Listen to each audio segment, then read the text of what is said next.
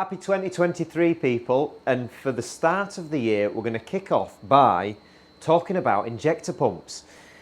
As you've seen, I've been posting pictures of my billet injector pump, which I'm pretty proud of, and proud of my team, I will add, for doing such an amazing job. But I've noticed a couple of guys asking me, what's the benefits of a billet pump? Well, before I can start going into the explanation of the benefits of a billet pump, I think I owe it to you all to explain how the stock pump works in a more detailed manner for you to then understand the benefits of this. It's not going to make much sense if I start explaining this and people think that a stock 603 pump can make 200 horsepower. So let's start with the basics and let's start with exactly that today. Right then, so to kick this off, we have two pump subjects. We've got an RS156, 1986, the earliest of the six-cylinder pumps as found on a 603 W124, and then through there we have an RS203, and that is from a 1995 W124, but that is from an OM606. So the later engines 606, the earlier engines 603. However, they are both mechanical pumps and they both will fit onto a turbo 606, and that's the point.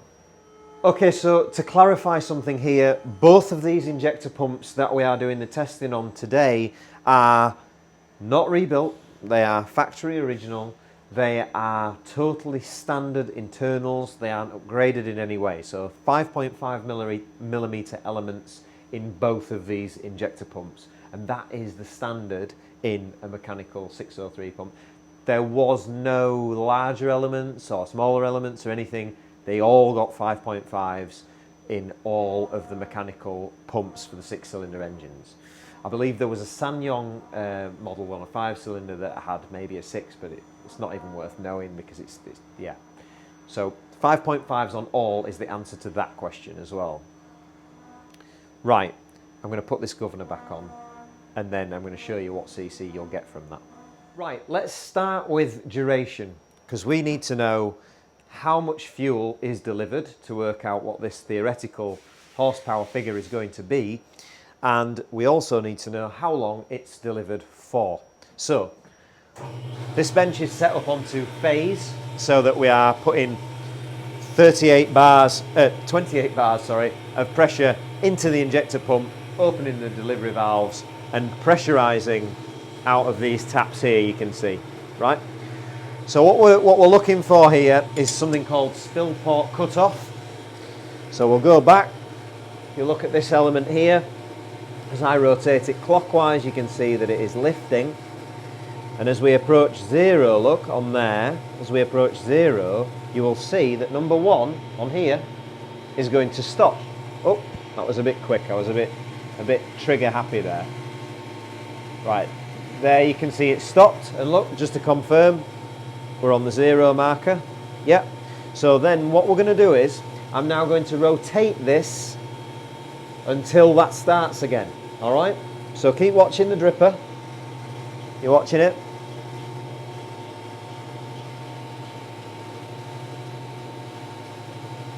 Right, it starts there.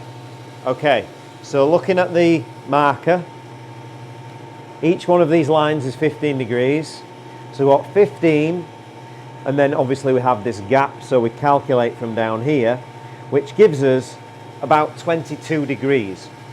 So what we've just gathered there from that little test is that at full throttle, it's important where the throttle is, but we're talking about full throttle.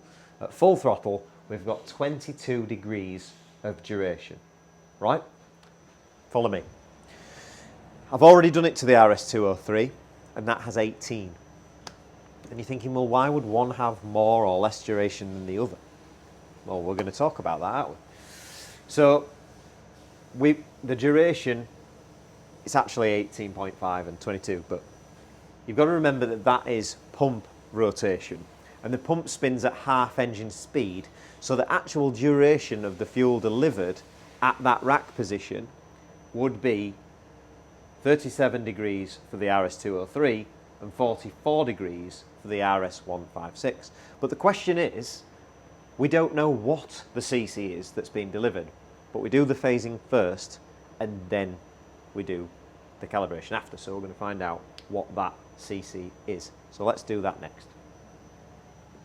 Right, so two things I'm going to mention. First of all, I've been very, very lucky with the selection of the two used pumps that I'm showing you in this little segment, that they aren't seized.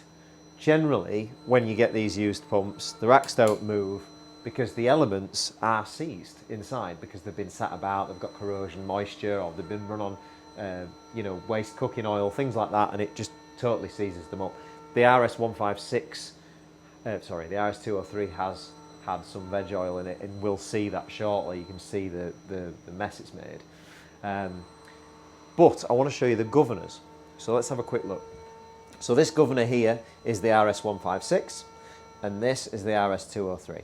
So let's have a quick look at a few of the differences. First of all, you'll notice, look at the length of this cup. Now this cup has a bearing in the back of it, and it actually operates on the flyweights. As the flyweights expand or contract, they actually move the governor system in and out. And if you look at this version, is the 203, and it has this little fancy leg that sits behind it there. So that was like a generational difference. So another few things that we can notice straight away, this little segment on top here, this is for altitude compensation. So if you go up really high in the mountains or whatever, it'll reduce the fueling so that you're not over fueling. The earlier version didn't have that. And because of that system, there's also an extra pivot point and an extra set of linkages inside the governor, which makes it a lot more complicated. Personally, I much prefer this earlier style governor just because of the simplicity. When it comes to cleaning and stripping and rebuilding, which obviously we're doing a lot of, it's nicer to use the more simple thing because both of them are going to do the same thing. This altitude compensation device doesn't work in conjunction with a larger element. Obviously it's designed to work with a standard element, so when we do a custom pump, that's omitted anyway. Let's have a quick look at the back. So you can see the RS203 has a torque style fitting for the high RPM, and the older RS156 has a Allen key. Now generally you will find that inside there in an RS156 there's a washer behind, packed out to give it a little bit more RPM, whereas the RS203, it generally has a longer, stronger spring and no washer. They are twat to get in, whereas those are quite easy. This governor lends itself a little better to get in high RPM because you've generally got a bit more tension on there. Don't get me wrong, we're not talking about a huge difference. It's not worth saying one pump's better than the other because it really isn't. Usually you can get adjustment to get it to the same place, but it is a difference nevertheless. Right, that's enough about the governors. I don't want to go into much more detail on those, but let's see what CCs we can get out of these pumps. So the test speed is 1000 RPM. You can see it's not delivering, so the max load hasn't been wound up or anything like that. So we're going to do a full throttle. Ready?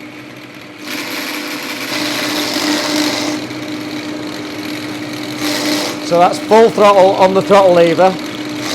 You see that? Yeah. And then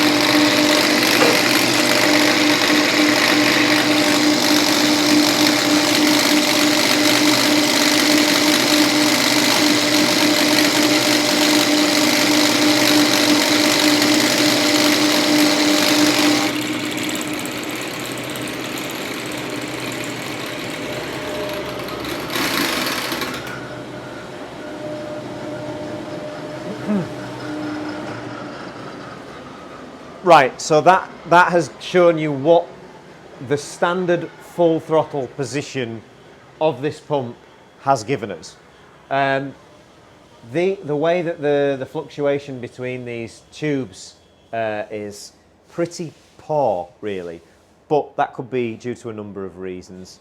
Delivery valves, old, knackered, seized, full of rubbish, whatever. But as a general rule, we can see there that we've got about 30 cc of fuel out of that, and that's the full throttle position.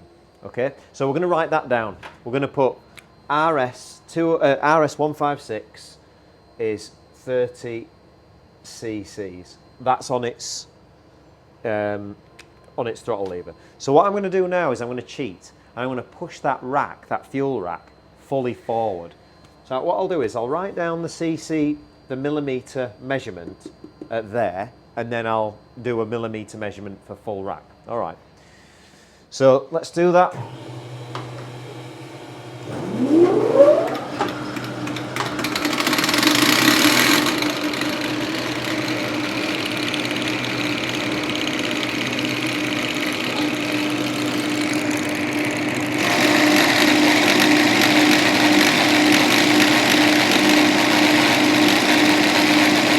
About 14 mil.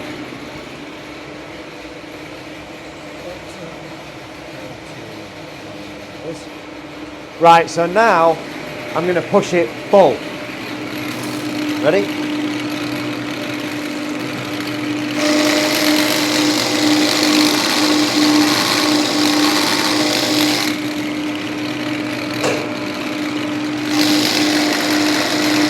That's full.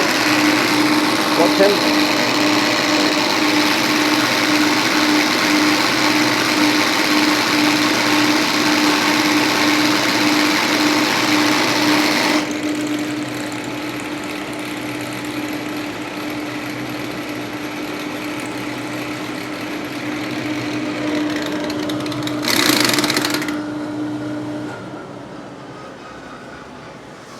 Okay, so that was at full rack. So obviously I was pushing that with my thumb, and I was pushing that to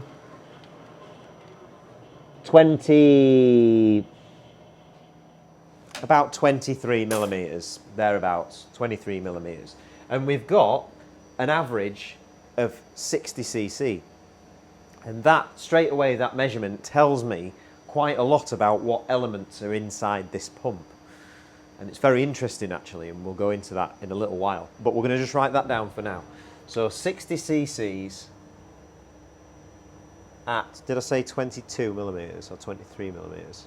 You have to remember that that 23 millimeter position is not really that viable. It's not really that possible without heavy governor mods. Any obvious increase to what you're getting on that throttle lever, the original governor position, requires custom modification of the governor. And most guys are going to be like, oh, I want 60 cc. I need to tell you something. That is not particularly common. Normally you will only see that 60 cc with a turbo pump. This must be a very, very early 603 pump. Anyway, right, we're going to do the same thing now on this RS203, see what we get. Right, RS203, 1000 RPM, full throttle on the lever, let's see what it makes.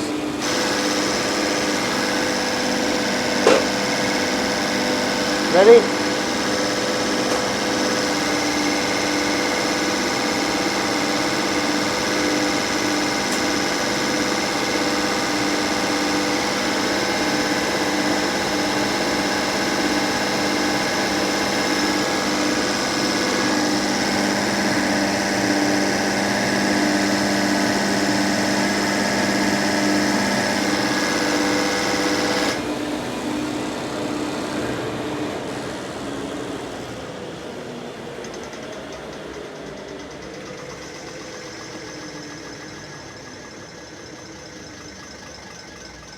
Just writing that down before I forget.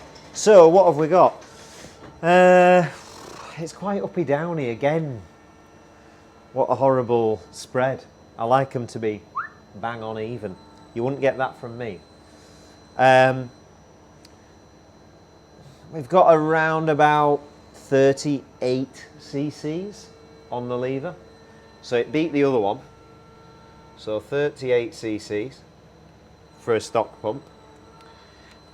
So let's see if we max that rack out with our hand, what cc that those elements will make.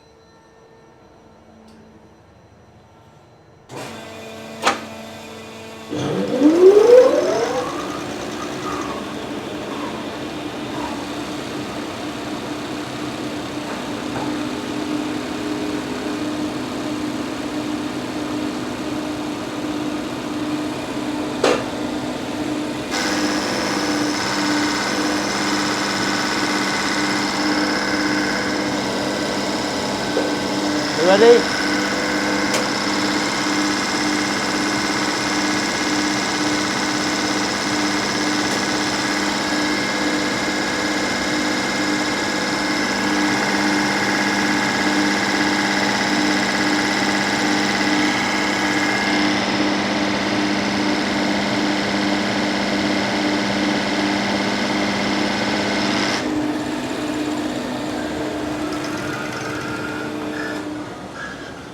Okay, so that was 25 mil of rack travel, or thereabouts,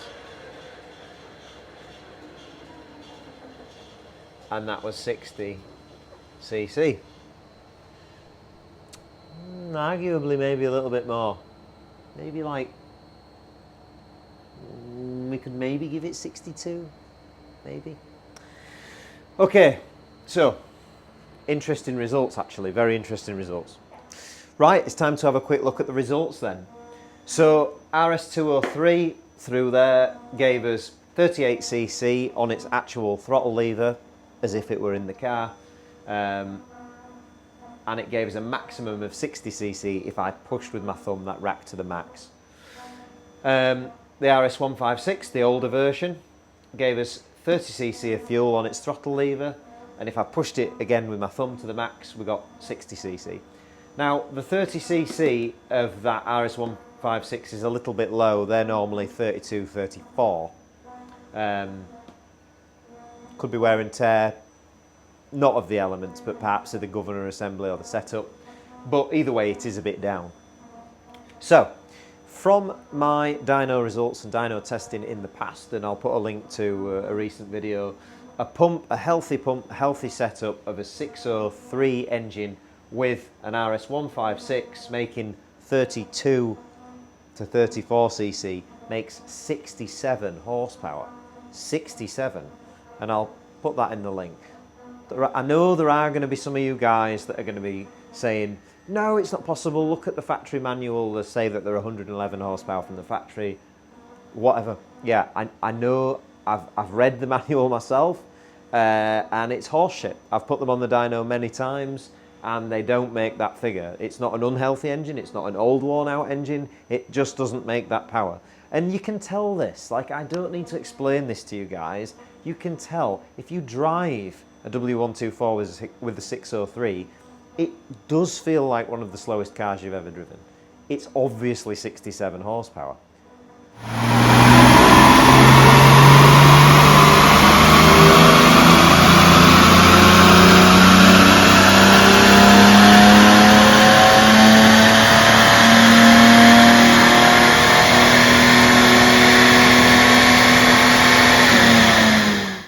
It did a bit better than I thought. So it made 66.7 at the wheel on the first run and 69.3 at the wheel on the second run. Anyway, so 67 horsepower. So let's just say, for argument's sake, that the 30cc, because it's less, would give us, say, 60 horsepower. Wow, it's pretty stout, isn't it? So what you guys want to do, and when you're often typing away and you say, you know, I want to put a 603 pump, what will a 603 pump give me on a 606 with a turbo? 60 horsepower. It's the same, just because it's got a turbo on there. You've got to think, there isn't any excess fuel going into the 603 engine that it requires a turbo to burn. So why, if you put it onto a turbocharged engine, will it make any more? It's not. It's really not. It may even have a little bit of drive pressure on the exhaust. It could technically make it... No, it won't make it worse because there'll be boost going. It's not going to be any different to that. However, then the question comes, all right, what if I turn the max load screw up to the absolute max and I get the pump to make a whopping 60cc? Well, I'm going to tell you something interesting. 30cc to 60cc isn't going to go 60 horsepower to 120. It physically won't double that horsepower figure because the duration of the element then becomes very, very high. So if it isn't going to make 120 horsepower, which is double the factory figure, not the factory figure, double the actual dynoed figure, what is it going to make? 100? Possibly 100? I've heard people saying 200. 200 horsepower. With these CC figures, that's not possible. That's physically not going to happen. It's a dream. It's a maybe not in this atmosphere on this Earth and with this environment and gravity. Maybe, but certainly not on Earth. Anyway, so let me just explain a little bit more about why you're not going to get 120 instead of 60. So the first thing I mentioned in this video, I was talking about the durations of the two pumps, the duration of how long that injection period was going on for. And that's very important. Right, let's talk about injector duration. I need you to know a little bit about injector duration for you to understand what's going on here entirely. So to keep it simple, we ideally want in a diesel engine about 34 degrees of injection duration. Imagine it as this kind of a clock, but with 360 degrees. And for those 34 degrees, that's useful. That's a useful injection window where it's going to apply force to the piston that's going to be useful. It's not going to be slowing it down on the way up and damaging it, and it's not going to be applying pressure when the piston's too far down and just wasting it. So at 34 degrees of useful injection duration. Right. Now, why is that important to making horsepower, and what accompanies it is the size of the element. Because let's take, for example, from previous results and records, if you take a 6mm EDC element, which is larger than these two and much better for making power, I will add, and you absolutely max the rack and you get 120 cc's, which most people aren't going to do. Most of them are going to max a rack and get 100 in one of them pumps, but if you really mess about with it and get 120, you can get 300 horsepower. Yeah, so that's quite a reasonable figure. That's decent from an EDC pump element. Yes, it's going to take a lot of dicking round. No, your EDC pump isn't going to do it. If we then install the 7.7mm elements in place of those, and we make the same 120 cc's of fuel, the same quantity of fuel per 100 shots, what horsepower do you think we're going to get? We're going to get 400 horsepower. So we've gained 100 horsepower simply by changing that element size, but getting the exact same cc figure, the same quantity of fuel. So, I mean, think about that from an efficiency point of view. Think about the wastage of fuel here for only getting 300 horsepower. Where's that all going? It's going into heat, being the main issue, and a lot of it is lost. It's causing pain and all sorts of issues. We're not going to go too deep into it, but it's a big benefit to have the larger element. Right, so why is that relevant to what we're talking about today, and why does this happen?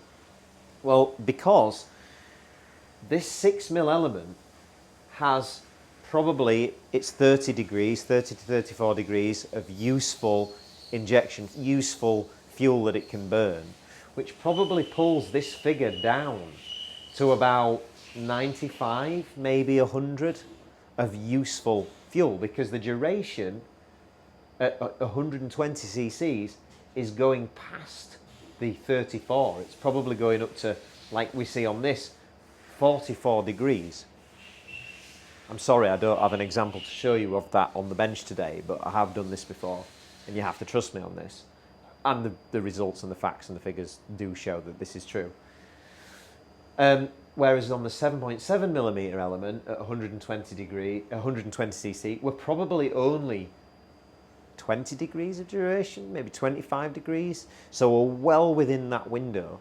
And the larger the element, if you picture it, the larger the element, if you imagine it being like a tap or a hose pipe, imagine these being two hose pipes, and they're both turned on for the same amount of time. This one's going to flow way more.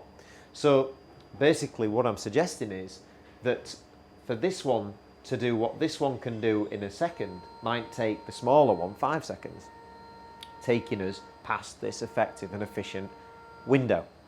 Right. So why is that important? As we've mentioned before, and I'll go back to, it's why we can't make this theoretical 120 horsepower figure. So ideally we want to not be going over about 30-34 degrees of injection. Beyond that, it can be wasted. It is wasted in reality. You lose it due to heat. If you inject too early, you can end up with mega high cylinder pressures, all sorts of things. So we want to stick to around 30-34 degrees of duration. So if we took this RS156 pump with its 44 degrees of duration, for example, and we said, all right, well, we can only use 30 degrees of that, because this is at full throttle, remember. This is only, this degree number only applies to the full throttle, because the less the throttle, the less duration, because that's how an element works. So only at full throttle. So at this theoretical max load screw maxed out amount, 44 degrees, only 30 of those degrees are we going to be able to use. That is a problem, because if we took that theoretical 120 horsepower, divide it by the 44, and then times it by the 30, what we're going to get? I don't know. Give me a phone and I'll do the calculator. 120 horsepower divided by 44 degrees gives us 2.72 horsepower per degree. Times it by an ideal of 30. We could push it to 34. Should we go to 34? Go absolute max. Let's say 34. Give the people the best chance that they've got. And we're going to get that. 92. Now remember, this is all theory. This is all theory. But this is theory based on real world results, not bullshit figures that you can read. This is real world results. Yes, they are my real world results, and yes, you could argue that they could be manipulated, but so could everything. So could absolutely everything. And I have no reason to manipulate that to gain anything. Because at the end of the day, if you're putting on one of these pumps, you're going to know really quickly that it has no power whatsoever. So, I hope that helps to answer the question of what horsepower will a maxed out factory pump give me? Well, standard at 32, 34 cc is about 60. So if we doubled that to the 60 cc that we can max the pump out at, 120, but then deduct the duration issue that you're going to run into, you're going to get 92. And yes, if we'd used the RS203 pump, which had its shorter duration, could that have been a little bit better, a bit more beneficial? Yes, potentially. But it's still never going to exceed this theoretical 120. A number of 200 is completely preposterous. I hope that answers that question and that little section. And I hope you enjoyed the next section that I've got coming. Bye for now.